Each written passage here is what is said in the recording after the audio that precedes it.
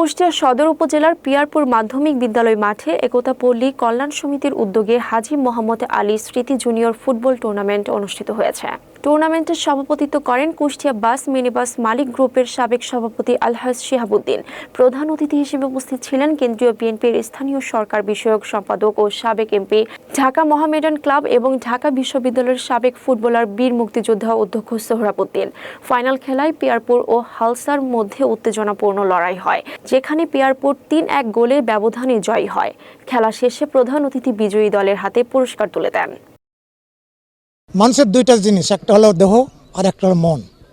মনটাকে সুস্থ রাখার জন্য দরকার হলো সুশিক্ষা, আর শরীরকে সুস্থ রাখার জন্য খেলাধুলা অপরিহার্য। আমি নিজেও একজন খেলোয়াড় ছিলাম, ঢাকা মোহামেডান খেলেছি, ঢাকা ইউনিভার্সিটি টিমে আমি খেলেছি, কারণ ঢাকা ইউনিভার্সিটি আমি ছাত্র ছিলাম।